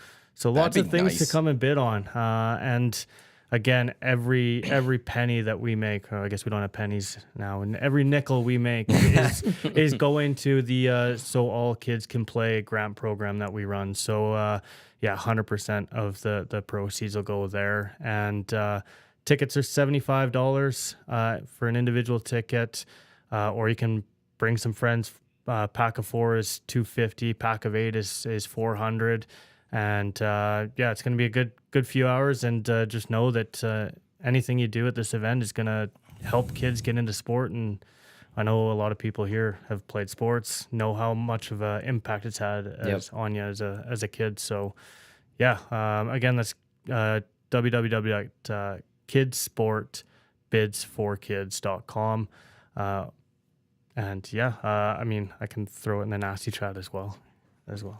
You know Mac T really well. I think a round of golf with him is going to be worth whatever you pray. He's going you to be know? fantastic. Like we had him on the Hangout. He was great. He's a friend but of EST. Cutting him away from a microphone, that's going to be a great time. Great stories. Knows how to get everyone involved. And that's whatever you end up paying for that round with Mac T, well worth it. And especially considering where it's going and who it's helping. But that's the thing. That's just going to be a fun day you're going to have with Mac T if you're golfing with him. He's a very good man, and he's hilarious, and I'm not surprised he's helping out. So that's a shame I won't be able to be there now. I want to bid on that. No. KidSportBidsForKids.com, all in support of KidSport. And you also get to hang out with like Dusty and some other people of VST. What could be better? And a 90s theme night. It's weird having 90s theme nights, though. I feel old now. Yeah. You know, like when you think back and go, we're celebrating the 90s as if it's like the 80s and stuff. We're like, oh, that's 30 years ago for some of that, you know. Yeah, no. It really is. It's starting to hit home. We're old boys. Yeah. I had my birthday on the weekend, and it's officially late 30s now, and I'm like, holy. Happy belated. Yeah. Happy belated. We'll say that. I also, when we went to go to the Bell a couple of weeks ago to look at some things. It's a great little spot. And as I was walking, I said it on the Hangout a couple days after or something. I forgot that it used to be a bakery there. Yeah. And it was so cool. It's like, I hadn't seen that place or been in there since the bakery and stuff. And they've turned it into an amazing little spot. And the venue that is set up, as long as the weather holds, I'm not guessing anything with forecast though, because last week looking at Saturday was supposed to be amazing, and look what happened. There's a nice little patio and stuff out there, and it's just amazing. So great silent auction prizes. Watch EST live. They do their things. We'll hopefully have some interaction between that. A great meal, some drinks. What better way to spend a little? Exactly. And the Oilers do not play, so it's after Game 5. Yeah. So you're getting set for them to come back for Game 6, and the cup will be in the rink. Hey, now. Has to be for a Game 6. Has to be. Yeah. Is it maybe going to be there for the Oilers, though? I guess we'll find out. But there could be a lot of added excitement that the Oilers, up 3-2 potentially. Or it's like, oh, boy, they need Game 6 to force that Game 7. Yeah. And so a great time. One more time. KidSportBidsForKids.com. I want to make sure I get that out there. Yes, I wanted to get to that now. From Ryan Rashog, as we were discussing, Kane says he is in. So Evander Kane is confirming he will be in the lineup. We had some questions earlier about whether he was or not. Rashog said there was no placeholder in the top 6. So what's going to happen here is that he's going to be in the bottom 6. Yeah. Which is that the right spot for him at this point? Unless they're throwing up a little bit of a smokescreen, which they haven't really done by having Holloway, Henrique, and Draisaitl together. But the only guy I would look at, like, who do you take out? I'm just going back to the lines. I looked at Fogle maybe again. Or what would you do with McLeod? Would you take McLeod out? I thought he had some okay looks the other night. Well, I feel like, Perry? Perry could be one, yeah. Is Perry the one that people are looking at? Like, is that he could be after the one? Is it him or is it Fogle? Because, you won without Fogle in the lineup in the Dallas Stars series. You put him back in and team doesn't win. Do you maybe try to revert back to... That could be. To having Fogle out, so... Yep, that could be. You would have to be... I would think it has to be Fogle or Perry just because McLeod in that center spot. I don't think who would go to that spot? Yeah. I mean, you brought out Henrique. Right? No, but Henrique's on that second line. I'm saying McLeod. But if you get Kane in and you move Henrique out of there, off that second line, you got to put him somewhere, right? You probably put him at center. Oh, okay. But I'm saying if they didn't want to touch with the second line, if they're saying because Rashog said that they had Henrique with Holloway and Draisaitl, if that is no price holder, if that's the second line that they are going to go with, you then can't take McLeod out for Kane. No, because then who centers that third line? I see what you're saying though. If all the lines weren't correct, in the second, third, fourth liners, or then there'd be some changes there. So, I guess we'll wait and see. We're still waiting for Chris Knobloch. Graham, what were you saying? You brought up minutes with Nurse being playing the least amount. Yeah. Wasn't Perry at something like 8 minutes and that's it in the first game compared to everyone else? I think he was the low forward. So let's verify. And I mean, if you're think you're bringing a right. big body Kane down to the bottom two lines, does that replace Perry? It could be. Yeah. Could very well be. Corey Perry, let's see, look at minutes here. Brown played 10:10, Perry 8:45, and Yanmark 11:31. Those were Holloway only played 11:44. Ryan McLeod played 11:31 as well. Yeah, could very well be Corey Perry. We'll see.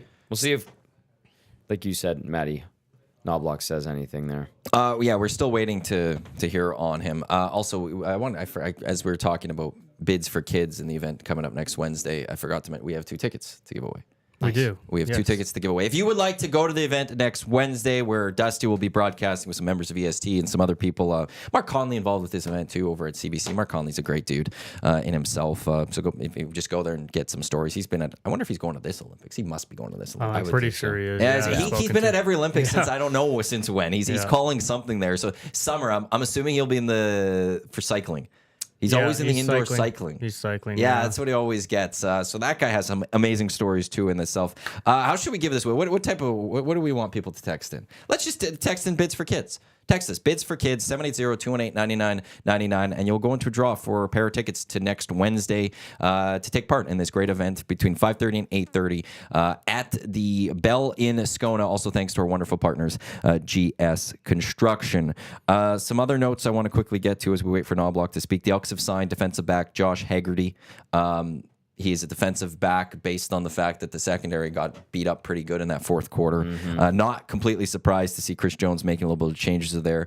Former head coach of the Los Angeles Lakers, Darvin Ham, is going to rejoin the Bucks as his top assistant to Doc Rivers. Go away. This is news for England. Trent Alexander-Arnold set to start England's opener in midfield. Good. You're going with good? They need him there. Yeah. I follow some I agree with Graeme. Manchester United fan account that goes, this being like 6 days before the game does more harm than good for them. So I'm just going to throw that part out there. And then this comes in the nasty chat. Matt Hyman bringing up, you guys discussed the Cap shutting down Cap Friendly. We haven't yet. Right. The news coming out yesterday from Elliot Freeman that the Washington Capitals have purchased the website Cap Friendly and have informed all the teams that as of July 5th, it will be shut down. It will go dark. So we will be losing Cap Friendly, which apparently teams all have used and all were using. And there's API and things that they were using with that. The Caps now just feel like they want all those tools. They're keeping it. They're going away. Puckpedia is now the spot that's going to get all the traffic. Yep. Big blow for open information for fans. Yes. Yeah. But, okay, here's the one thing I was thinking though last night. I kind of wish Puckpedia was going away in a sense too. You don't want to know the numbers. I feel like maybe we could get back to a position where maybe we're not focused then too much on contracts and we could just focus on players' play. And we're not talking about, you'll know the top contract still. So 9.25 for Nurse. But we won't be focused, the conversation won't always be wrapped around their salaries anymore. It would be wrapped around, okay, Yanmark's on the third or fourth line for the Oilers. Is he producing as a third or a fourth liner? We don't know the salary anymore, so we can't bring that number into it. Like, that's the one thing that I'm not completely upset by if we were to lose all of this. Now, we've seen this happen before. I can't remember what the first site was, but then we had Cap Geek. Yep. And then that way it went away because, unfortunately, the founder, I forgot his name, passed away. Right. Then Cap Friendly's come around, but then there's still Puckpedia. So there's always seems to be the next one. And that's what's going to happen. And Puckpedia will grow and be great, and then it'll be bought and there'll be something else. But I'm also not like, I'd be okay if we didn't have numbers. And we just went back to focusing on the number, like the stats, and yeah, we could still have the advanced stats in there, but we didn't talk about the contract part of this. Would you like to, please? I think in this day and age, you're always going to know it. You're always going to know what somebody's making, I think. But like in soccer, we don't fully know everything. We don't know the full weekly wages of all those players. There's a website for it. It's not as like big though and stuff, and there's a lot of other players. Like as you go down the roster, you don't know everyone. I feel no, that's true. Yeah, and that's the point. Like would always know the top players. It's like the CFL. We know the top players and what they're making. We know that MBT's 400. We know that Curly's getting his juniors over 200. Same with Gino. Right, but he's closer to 3 almost, 3, I think. yeah, he's getting paid. But it's as you get to the mid-level and lower level, we don't know their numbers.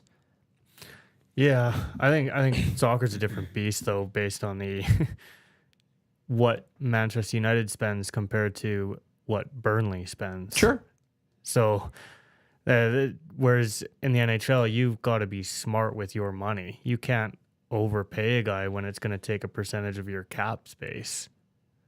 And even if he is performing well on a third D pairing, it's not going to help your team. So yeah, but the team still knows that. But as fans, we don't. Yeah. What if we didn't know that? Like, when I watch the Ravens, I know the numbers are out there. I don't look at the Ravens cap situation.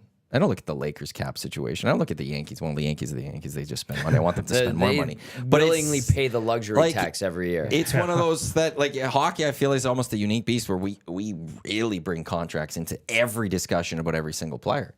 And I won't mind rolling that back. Cat's out of the bag. I know, but it's one of those, I enjoy conversation when it's just strictly about the hockey. Agreed. When we could sit there and talk about Darnell Nurse and 9.25 doesn't come up. We could sit there and say he's playing bad right now. And we could talk about his poor play and why is he playing poor. And you don't ever have to have the thrown. And he's being paid 9.25. I wouldn't mind going away from that. It's noble. And I'm with you. Like, it'd be better to talk about their play performance. Are they injured? And then not always go back, well, they're paying this guy that much. You need him to be better. But I think we're past that. Like, I think it's like whack-a-mole. So Cap Friendly goes down. It's a great tool. Puckpedia becomes the new king. Another one rises in the meantime, and then I think we're going to continue to see this cycle. But that was an interesting move by the Caps. Like, are they doing it to shut it down because they're pissed off, or are they doing it to take the information? Take the information. Okay. Because apparently there's a lot of things like that have all teams use, and now they just want to control it. Smart. And now all those other teams have to go figure out how to do it themselves. And they will. But it'll take time, whereas the Caps now just have it all. Yeah. And, people could rip on the Capitals all they want for doing this. I respect them for this, actually, in a sense that if there's a piece of information you can have that now you get and 31 other teams are going to be scrambling for, go for it. Good on you. Disappointing that no other team did this first. That's like when Tom Dundon bought the Alliance of Football, AAF, for the app. and then shut down the league a week later. This is kind of like that. Jason Summers in Nasty Chat. That's what we don't like about the CFL, isn't it? It's not that I want the salaries in the CFL. I've always said I just want the total salary cap, percent of the salary cap. That's what I've always just wanted. I don't need to know what the players make. Just tell me that the Elks are at 90% of the cap or 95% of the cap, so I have an idea of what it is. And I'd take that for hockey too. But then just knowing that, okay, you could go spend more on the Elks. Yeah, go fix your secondary. You got still a few bucks. I miss the days where we didn't bring the salaries into discussions. That's what I love about Olympic conversations. Yeah. Is that we're just building a roster and we don't care about money. And we're just back to talking about hockey for hockey. Yeah. Do you think it's because in the last few years, your upper echelon players make so much more than even your second line guys, where that pay gap has now gotten quite a bit higher or quite a bit wider. So if your top salary players aren't performing, you don't have that secondary salary is quite a bit lower. Mm-hmm. Yeah. The middle guys got pinched out, especially during the COVID years. Like the middle guys ended up on PTOs and stuff and taking lesser contracts. It was kind of harsh via COVID. And then now what are we at? They announced $88 million next year for the cap. 300K more, I think, than initially. So dead on 88. So the first large jump since COVID. Because it was supposed to go up $7 million that year. And then everything's basically pretty much been flat for a number of years.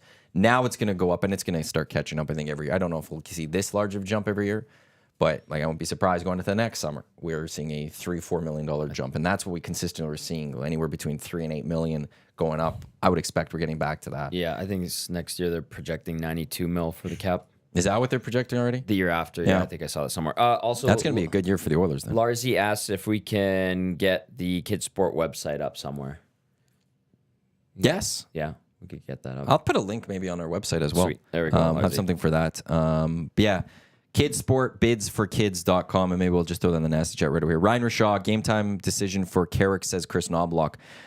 Rashog's words here, quote, my sense is it would be Perry coming out if Carrick plays.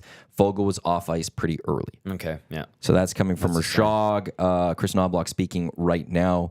This is the EST Hangout presented by Two Hoots Hard Iced Tea live on EdmontonSportsTalk.com. Tune in, iHeartRadio, as well as those watching on your YouTube. Your clear choice for Edmonton Sports coming up at 11. It is the Lock Shop with Huss and Dusty. At noon, it is the Oil Stream. It's Tommy and Dusty. We'll be on the air fully discussing all these changes that we're getting. So what do we have? Desharnais in for CC and looking like maybe, Kane's as we playing. say, Kane's going to be playing, but Corey Perry possibly coming out of the lineup, but possibly also Carrick, as that's what Chris Knobloch has said. So you guys got a lot to discuss. And then at 4:30, it is the GCL Diesel Oil Stream. A pregame show, Tom Gazzola live, Hudson's White Ave with YTT and Matt Caston is getting you set for game 2 between the Oilers and the Panthers. Yeah. Oh, I need to qualify. Someone also announced who our qualifier is for the golf show. There's lots on the go. Lots on the go. What have we missed so far in the Oiler game so far? I think we've hit a lot of it. Yeah. What do we think about the power play? I know It was sloppy the other night, wasn't it? they started the playoffs so well, and they seem to be getting looks, but they've not converted at a high percentage they started, and like that power play percentage come back to earth. But still, like, But they need over 30%. it's still really, really good, obviously. But getting a power play goal in game 1 would have made when we're down 1-0. Maybe that just resets everything and we settle down a bit. Like, I think we need a power play goal to happen in game 2.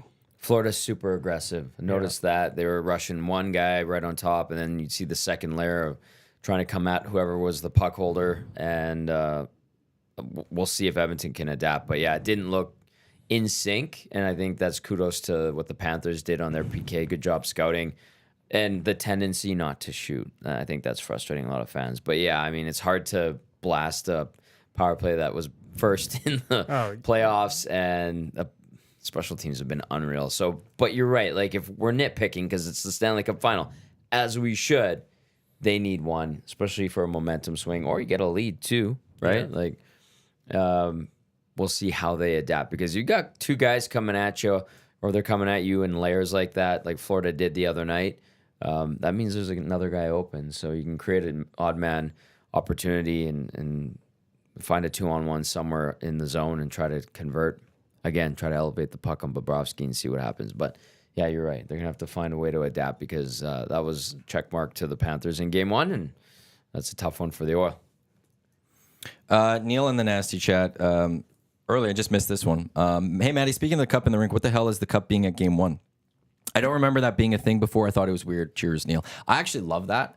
It used to, in COVID, when there was no one in the seats, they just had the cup sitting there. It was between just the lightning and the weird. stars. Yeah. And just they brought it out on that stage that was above the first deck, and you're like, cool, but weird. I love it because this is just going back to soccer. In the big championship game, as the players come out, they walk past the trophy as this is what you're playing for. This is what you're going for. And actually, I think it sits there throughout the match. I think the World Cup or something like that. I love the fact that they actually brought it out, and it was Panthers, Oilers. This is what you're playing for. This is what it is. And it'd be cool. It's just I don't think there's a way to do it in a rink when you have fans there. It'd be cool if it was on display the whole time. But I actually loved it. Yeah, I think it caught a lot of people because it's never been done before outside of the COVID years. Yeah. But I think it's cool that you got to this level, but now it's here. Now this is going to be in the rink at some point in either game 4, 5, 6, or 7 with one of these teams hoisting it in. This is what you're playing for, boys. Here it is. And I think it is so cool. I love that part of the Stanley Cup. No, because I thought it was a good intro to the series. Like Matty said, this is what you're playing for, rather than it's just in the arena for when somebody can win it. It's like this. I think it's a good hype up for the guys as they're getting ready to play, and just seeing that come out. Pregame was a bit long on the intro of all the players, like the starting lineups and that. I thought that was a bit long, and I don't know about you guys, but I hated that Florida announcer. He sounded like it was like an AI generator. He's over the top. Oh, he was Really announcing and enunciating everything. Maybe one day we will go to AI announcers, which is just going to be awful. That's scary. It'll just be Rod Phillips. I can say this with the cup thing. It's obviously a National Hockey League thing. They're trying to pump up the pageantry, if you will. And at least they're taking chances to try to juice it up, as opposed to we're stashing it away in its case somewhere with the guys and the girls with the white gloves that are the keepers of the cup. No, we don't bring it out until at least it's on the verge of being won. I don't mind. The damn trophy is so cool. They had it at the what golf event was happening that they had it at the other day? The Stanley Cup? Yeah. Didn't they have it by one of the trophies? They've I think parading you're it. right. There was an event taking place. Well, it wasn't this week. Oh, was it this weekend? Houston. Was it in Houston? It might have been because there was an event that did a bunch of trophies at. I Yeah. think. Anyway, I like that. Like, Or was it? It was also at the F1 Grand Prix, I think, in Miami. it was. Yeah. It's been on a like whirlwind tour right now. I don't know if they're using the real cup and the replica because there's one that travels. It's just a replica as well. But so technically, the cup could be two places at once. There's but isn't there? I think there's one at the hall, I know there's two for sure. and then the one that will get awarded, and I think then there's a third. Maybe there is. And then the original is like so brittle that they have it encased in the vault at the Hockey Hall of Fame. You can see it, and it's cool. And all the layers that are retired, they take them out and then they put them on a wall. It's pretty neat how they do it. I don't mind it at all. I think it's cool. Like, show that bad boy off, entice the players, and it's cool when you see it. You're like, damn, that is an impressive trophy.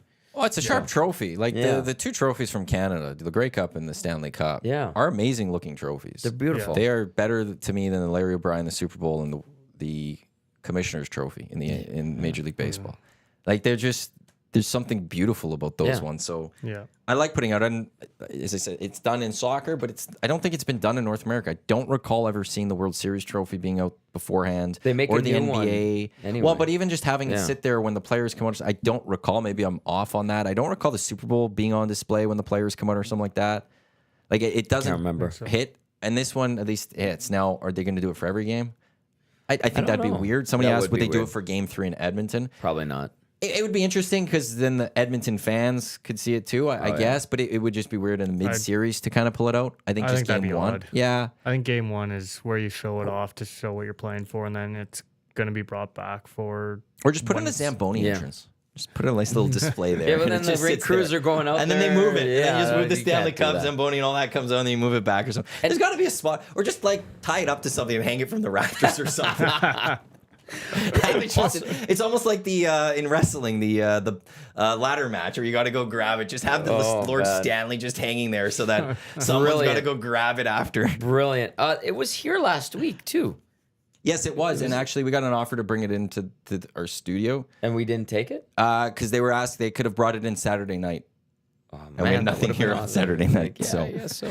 By the way, we have the EST parlay now up at CoolBet for the game tonight. Dusty building this one. Connor McDavid 2+ points, Zach Hyman 1+ goals, and the Oilers to win plus 475. That's exclusively at CoolBet. Go to coolbet.com and click on exclusives. EST parlay. It is right there for you. And congratulations to Stu. He is the qualifier today on the $100,000 hole-in-one contest presented by Golf Town. He'll be one of 4 qualifiers in the draw tomorrow morning on the morning show as they draw our next contestant who will take part in the $100,000 hole-in-one with a chance to swing for $100,000 at the Rants on July 3rd. Matt Iwanyk. Zach Tim saying I was here. I don't think you would have been here. Not last Saturday, not this past Saturday, the Saturday before. You like how I was just yelling? Yeah. Otherwise, I was here on Saturday too. Tom Gazzola, Graeme Dickson here with you as we've got another 20 minutes or so left here on the Hangout, and I want to get to. Okay. Get to it. Canada, France. Did you see any of it? I missed it, but Okay. I heard it was a lot better performance than against Netherlands. It was. Although the Netherlands match, they played well in the first half. Yeah. And then it just didn't. The second half, it kind of collapsed on them, and whatever Jesse Marsh was trying to do, it just didn't work. But played really well against France. Just didn't get they didn't get a shot on target. so they were never going to score a goal. But they had some chances off the crossbar, and I saw that. it was Did we perform well? yes. It wasn't like France playing a bunch of third stringers or Right. second stringers. This was a largely a French squad we're going to see at the Euros right away. Mbappe didn't start, but he came on in the final 20 minutes or whatever it was. Had a great chance, and Maxime Crepeau made a really nice save. Yep. The French media and fans were saying Canada played well and deserved to win. Wow. I think these two games we're going to always be tough because Jesse March has just come in. He's just taken Yes. over the squad. So, and to go up against two traditional European powerhouses, that's a tough first two games to come into and get your message across, your philosophy to the team. And so, I mean, obviously the second half against Netherlands broke down, but obviously they did 90 minutes where they didn't give up a goal against France, who's arguably one of the top contenders for the Euro this year. So I think it bodes well going into Copa, and it doesn't get any easier. Well, like, if you could pull that performance and get a 0-0 draw against Argentina, that's a huge win to start the Copa America. Yeah. And hell, even if you lose 1-0, like, if they could play like that and just keep it nice and close, awesome. But if they play that way, they're beating Peru or Chile. They've definitely got a chance, Yeah. without question. against Which those then two. means you're moving on out of the group stage at Copa America, and then you're taking either on Mexico, Venezuela, was it Ecuador? I think those are the top three. And at that point, you would, especially if it's Mexico. I like Canada's chances at that point, and then you're in the semifinal. Like, it's really jumping far ahead, but when you look at that one performance, it's nice also how it was bad performance, then good performance. It's not like they played France close, had the draw, and then got slacked by Netherlands 4-0, and that's how you're going into Copa. Yeah. You started with the loss, then you went to the draw, you're feeling good about yourself, now you're getting ready for Copa.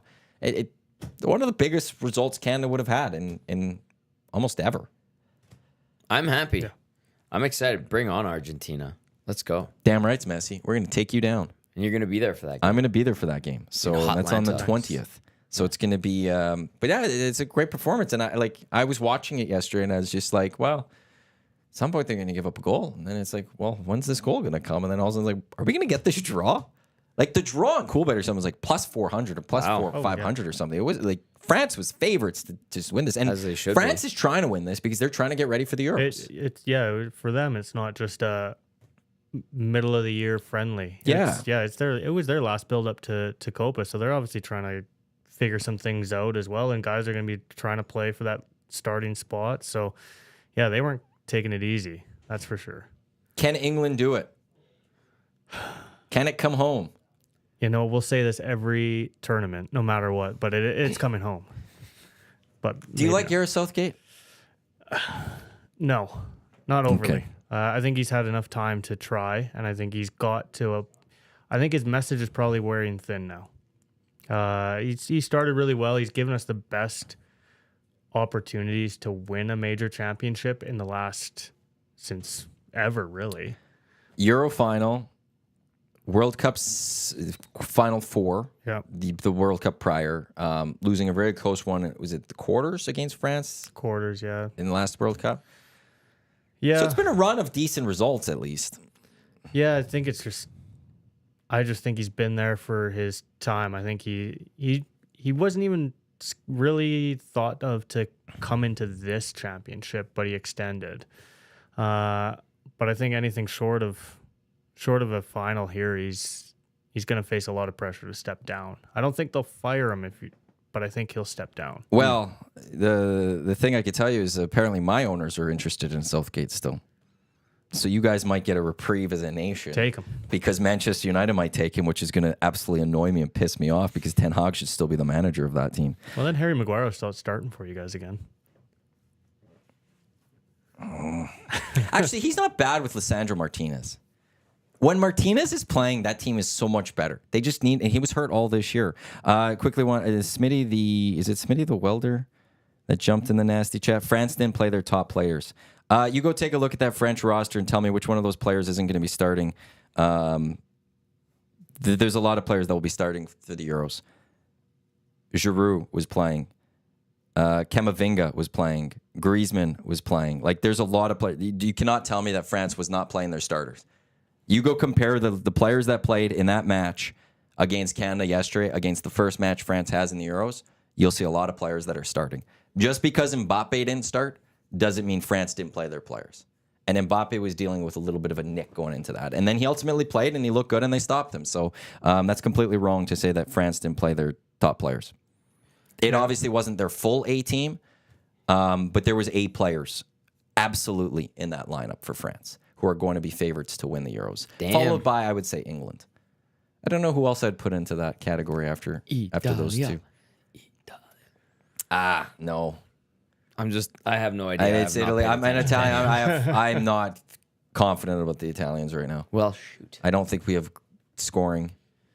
I mean, I think England, France are there. I think Germany. think I put Germany there could because be they're there, home, and I love their manager. Nagelsmann is a great manager, and I think he can get the best out of those players. But also, they just don't have that top end scoring like they used to have. no. I mean, if Spain can sort themselves out, maybe. See, that's the thing, though. We could sit there with a lot of the countries. It's if they could sort certain things out, yeah. It's like, and I feel like that's why England's also had some success in these last few tournaments. Is you've seen like the Spain dynasty, it fell off. France fell off a little bit. Italy obviously has not been around in a World Cup for a couple, so yeah. Oh, yeah. England is the favorite, according to Coolbet, followed by France, then Germany, then Spain and Portugal, then Netherlands and Italy, then Belgium, Croatia, Denmark. So that sounds about right. But that's like, I find this tournament to be so open that, like, yeah, I wouldn't be shocked if all of a sudden, I don't know if the brackets, but England and France being in the final. But I also could see like the Netherlands going on that run and taking on Denmark or Portugal or something in the final. It does feel like a very wide open Euros, which gets going on Friday. Jeez. It's this week. I think so, yeah. Germany, Scotland, 1:00 this Friday. Completely. Yeah. Yes, it's this week. All right. It's June 10th. Oh, my God. It's June 10th. Friday's the 1 year anniversary of 1260 being announced that we're shut down. Officially, June 15th, it was powered down. We've got, but yeah, Are we going to have like a celebratory something? No. In memoriam? No. Well, I'll mention, we could quickly talk about it. I've got Andrew and Kayla from the Turf District on Friday. Nice. So we'll talk a little Oilers, but we'll also get set for Oilers and, or not Oilers, Elks and Owls later that night. So, but yeah, it's, we're coming up on a year of that now. I saw them at the game the other night. That was good to see. From Turf District. Yeah. And some at the Daniel dinner. Awesome. Had a nice chat with the two of them. So it's a good time. Great. Wonderful people, wonderful show. They got Ricky Ray on their show this week, coming up tomorrow on YouTube. But we air the game or their show right here on EST. I'll have to figure out what time we'll be on. Andrew Thursday. gave me a button, Turf District 2024 button. Oh yeah. Nice, Oh, because for the tailgate they have the little tailgate buttons and stuff. I got one. I'm gonna miss the tailgate this year. You're a season ticket holder now. Have you gone? Were you here last year for the season? No, I moved back in September, so get to the tailgate. Yeah. Highly recommend. 3 hours time. beforehand. I think if I time it right, because I was talking to Andrew, it was that they will start at 3 hours before. Mm-hmm. So I could maybe do like an hour there, then head to Century. On and your have way. time to set up, then do the show, and I could still be part of the tailgate slightly. Nice. Slightly. The vibe outside the stadium was really good. Yeah. On my way in, it was a really good vibe. And then, weather, people were braving the weather. And I feel like if we get some nice weather, hopefully Friday, this is going to be a good vibe, good build up. And then the team on the field has to deliver. Look good for 3 quarters. Actually, first quarter was kind of iffy. Second and third, Edmonton looked good. And then that fourth quarter was a no bueno, as we like to say. Yeah, no, it was a tough watch. Yeah. With the fumble, the interception, the missed kick, all in that fourth quarter, and you're just like, oh my goodness, like here we go again. But hopefully they can start sorting it out. Like you said, they want to win now if they're bringing in 35-year-old McLeod. That's what I've been told all offseason. Yeah. When I've been upset about the move of bringing in MBT instead of going with Trey Ford, and it's not that I have an issue with MBT, but I would rather develop Trey Ford. I was told it's win this season. You got to win this season. Yeah. Well, especially being a Canadian, like it'd be nice to have a Canadian lead this team. But then if they go 1-3 or 0-4 going on that bye week. Trey Ford could have done that type thing. Like that's where I'm very intrigued. Friday's a big one for me. I was relatively calm on Saturday. I thought they played well through 3 quarters, but I also didn't see anything in that game that right now puts me feeling that they will beat Montreal this week. And that's my concern. We were doing the sit downs with the players for both sides, Sask and Edmonton, obviously on Friday, and we talked to McLeod Bethel Thompson. He's like, Trey Ford's the future quarterback of this team. I'm here to help him get better, too. He's been saying that all year. That was interesting. Like I'm not reading a lot of BS on it too. So no, but I know you talk about the concern of him taking off, and that's I think is still very real. There's that one, and also there's concern. I think like last year, there'll be a moment where this team might have to make the move to Trey Ford, and Chris Jones won't take it. They waited till week 9 last year to make that change. I know. Chris Jones, for some reason, to me, does not look like a guy that likes Trey Ford. And I'll even just go, Jay Milnes talked about it, other people have talked about it. Hey, they were all saying with Trey Ford, you build some packages for him to get him in the games. I don't think we'll see that because Chris Jones, I don't think trusts or likes Trey Ford as a quarterback anymore. And that's the concern I have, which then will lead to, if Chris Jones doesn't leave, Trey Ford might walk, but also the fact that he's a free agent. I just seen it too many times with Canadians, all positions. Yeah. That once they're drafted by a team and then they hit free agency, they go home. And he has a couple spots in Ontario he could go to that might be needing quarterbacks. We'll see how Drew Brown is in Ottawa this year, but then there's Hamilton. And he's just going to Hamilton next year as a free agent. He's home. And that all happens because the Elks didn't believe in him now. And by Elks, I mean Chris Jones. Yeah. I've had another head coach in the CFL tell me his faith in Trey Ford, this was going into last year, wasn't particularly high. And he could understand why there's a knock against him. And I was like, whoa. Yikes. Yeah, but when this team wins, it's with Trey Ford. I know. And he went and proved people wrong. 4-6 last year, which for the Elks, 4-5, yeah. Which is a good record for us at the moment. And his QB rating was above 100 when I looked at it. So, I mean, I know he might not be the conventional pocket passer, but he can give a dynamic look to that offense. Well, you also can't become a pocket passer if you're not going to get the reps to learn that. Like to me, the thing is spend the offseason working with him and then spend training camp and this season working with him on being a pocket quarterback. Now, maybe they're going to do that or MBT's going to do that, and that's great. Maybe that's the full development. But I also just if things don't go well, I'm not expecting that we're going to see Trey Ford right now. And I hope I'm wrong. I hope I'm completely misreading the situation. I understand, but we'll see. And Friday could be, if things don't go well, me very upset at Century Casino Sports Bar and Lounge. People will be looking at me very weirdly because I might be going off. I might be. That's my concern right now as I look at it, that I will be going off. We have one more thing to qualify someone for. We've got a lot going on today. Great Outdoors Comedy Festival. It's here in Edmonton, July 12th through the 14th. Kingsman Park, Shane Gillis, Andrew Schultz, Kevin Hart, Burt Kreischer, Whitney Cummings, and many more comedians taking to the stage throughout the weekend. The Friday show of Shane Gillis, Andrew Schultz sold out. We want to qualify someone for a VIP table to Saturday to see Kevin Hart. GreatOutdoorsComedyFestival.com for tickets for Saturday or Sunday. Not a lot left, so get to those tickets right now. And also Alley Cat, the official beer of the Great Outdoors Comedy Festival, which will include the 6 o'clocker lager, our first signature event for our fine beer with our fine folks with Alley Cat. If you want to get into a draw for this VIP table for 4 to see Kevin Hart, which we'll give away on Friday this week. If you want to get in on this draw, text us your prediction for Game 2, Oilers and Panthers, 780-218-9999. Just send us your prediction, and you'll go into a draw for that VIP table of 4 to see Kevin Hart. Graeme, what are you thinking for a prediction? Do you do predictions? I'll throw out a prediction. I'm thinking 4-1 Oilers. Empty netter to end. 4-1. 4-1. They're going to jump out.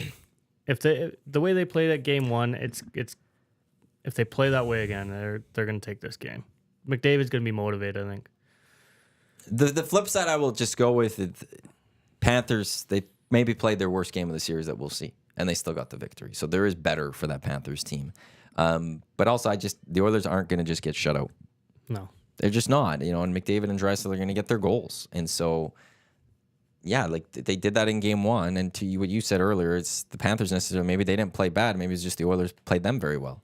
I think they did. So you can replicate that almost in game 2. All you then need is finish. And if you find the finish, you're going to win that hockey game. It's going to be 1-1 series coming to Edmonton. And the Oilers absolutely are laughing because that to me is mostly like, yes, winning both would be awesome, but it's a long series. You're not going to win every game.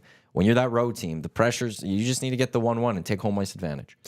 Did that game not remind you somewhat of the first game coming out of the All-Star break / bye week against Vegas when Edmonton lost? What was it, 2-1 final? In that It was a close one. Yeah, and they were the better team, and they just couldn't get that second goal. And it felt like a lot of those elements existed in that game 1 that we saw. So I have faith in what the Oilers are capable of doing, and let's see what happens today. Yes, it's going to be super hard. Yes, the Florida Panthers are a different team than what we saw from Dallas, Vancouver, and obviously LA, but Dallas is a good hockey team. They always beat them.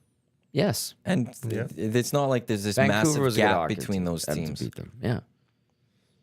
Let's see what adjustments they make. Power play, like we talked with Graeme about, making those slight adjustments, getting the puck on to the net quicker, maybe making that quick play to someone that's open, create those odd man opportunities down low. Maybe you get a goal or two and it changes the way the game goes.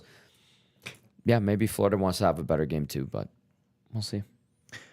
And once again, just looking at the changes that are coming to this game, lots to get to on the oil stream. We'll be hearing the thoughts from Chris Knobloch, I'm sure, during the oil stream. I'm just going to read the lines from Stauffer as he had them, and then we'll get into the information that we got from Rashog as well. I'm just breaking it up. McDavid in between Nugent Hopkins, Hyman, Draisaitl and centering Henrique and Holloway. McLeod in between Fogle and Perry. Carrick in between Janmark and Brown. And then defensively, Ekholm, Bouchard, Nurse, Desharnais, Kulak, Broberg. And then Skinner getting the start. So what are those changes that have caused all of that? Well, it sounds like, so Desharnais is in for Cody Ceci. And then according to Chris Knobloch, this from Ryan Rashaw, Carrick, a game time decision. But as Ryan puts it, his words, my sense is it would be Perry coming out if Carrick plays, as Fogle goes off the ice early. So Kane will be in the lineup. Didn't read him in those lineup there. But when he does go into the lineup tonight, who he confirmed it, he says, I'm playing. Yeah. If it's Carrick coming out because he's a game-time decision, that's who it's for Kane. Otherwise, if Carrick's good to go, it will be Perry going in for Evander Kane. So those are the changes that we are seeing tonight for the Edmonton Oilers as they take on the Florida Panthers, looking to even up this Stanley Cup Finals at 1 game apiece. Oh, I get it. I was Big Maples just said, good thing Maddie doesn't have to qualify for Kevin Hart tickets today, and I was very confused by that. But now I get it. I don't do predictions. So I couldn't. Well, I have an easy prediction. Someone's going to win. Someone's going to lose. There's not going to be a tie. There's not going to be a draw. It's straight up. Somebody's winning. And it's going to either be the Panthers or the Oilers. And it may be in 60 minutes, but it might take a few more minutes. Maybe take a few more periods. We will find, that's how this game. I'll say this. It's not going to take less than 60 minutes. It's a minimum 60-minute hockey game we're going to see tonight. And someone's going to come away victorious. That's bold. And Dusty says, and in the end, one team might go up 2-0 or it might be a 1-1 series. And that team going up 2-0 could be the Panthers. The Oilers will not be up 2-0 in this series. I'm just making my predictions here. I'm throwing out a bunch of predictions. I feel like they're as hot a take as what you had today, Dusty. He thinks MBT is going to lead the league in passing this year in the Canadian Football League. He had over 300 the other day. Yeah, until Chris Jones gets fired and Trey Ford's the starting quarterback. Oh, that's a hot take. Careful, that take's hot. I'm very close to starting the countdown clock on Chris Jones. I'm very close. Oh, God. Bones saying, I hope Vinny takes the opportunity and runs with it. Surprise CC's out, but could be the difference. But then it's who's out. That's the thing, Bones. Who comes out for Desharnais? Yeah. And you throw out Nurse. But that was kind of just a pie in the sky. I'm like, what if? And it was before we knew anything with the lines. The team wasn't on the ice yet. And it was going back to game 1. Darnell played the least amount of all the defensemen. And I don't think he's been particularly great after that one game where he bounced back decently against Dallas. That would be a bold move. And people have bestowed Chris Knobloch with the Talus balls being his. So Spency 5 cents in the nasty chat also saying, I may or may not have wagered on Cool Bet Oilers win 4-1 plus 2,700. So just throwing that out to you. If it's a 4-1 victory today, Spency 5 cents, he's a big fan of yours, Graeme. Well, I mean, if that happens, then Spence, you got to come to the Bids for Kids event with those winnings. One more time, that will take place next Wednesday, June 11th at the Bell in Scona. 19th. June 19th. Did I say 7th? 11th. Did I say 11th? June 19th. Tomorrow's the 11th. That's not even a Wednesday. June 19th, the Bell in Scona, KidSportBidsForKids.com. And what could people expect that night once again? So again, you're helping out kids in this city get into sport, coming for the 2024 year. Spend the night with Dusty, the EST crew, a bunch of good people. We'll have you fed, lots of good silent auction items. Including a round to golf with Craig McTavish. Including a golf round with Craig McTavish.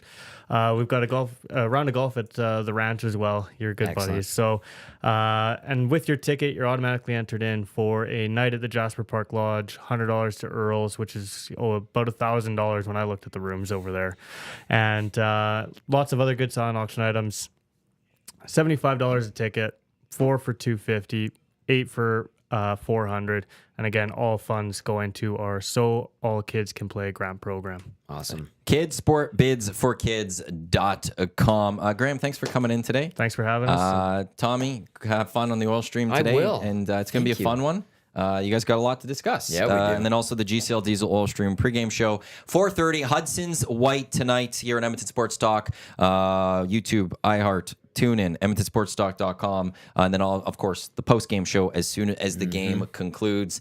So lots of coverage right here on Edmonton Sports Talk. Your clear choice for Edmonton Sports. On behalf of Graeme, Tom, I'm Matt. Thanks for tuning in to the EST Hangout presented by Two Hoots Hard Iced Tea Lock Shop. Coming up next in just a few minutes. Don't go anywhere. Let's go. There you go, right in front of the camera. First-time guest, long-time listener, fan of the original draft commissioner. Welcome to the EST Hangout presented by White Claw Hard Seltzer. The difference is clear. Matt Iwanyk, Tom Gazzola with here. Joining us today